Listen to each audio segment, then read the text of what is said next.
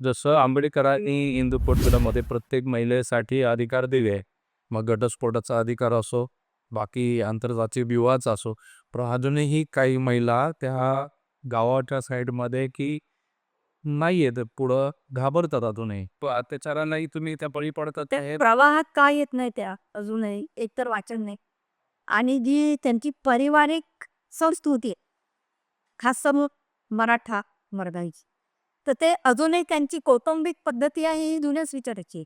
आता मी जमून बघते, ज्या वाचन करतात, मी म्हटल्याप्रमाणे पुरोगामी विचाराच्या याच्यावर आहे, तर त्या आहे की त्यांना त्यांचे हक्क काय आहे, अधिकार काय आहे, त्यांना हिंदू कोण दिला आहे, काय आहे, संविधान काय आहे, हे कळलं आहे.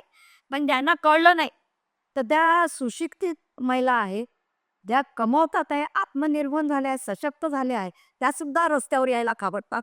कारण तो सामाजिक व्यवस्था तशी आहे ना.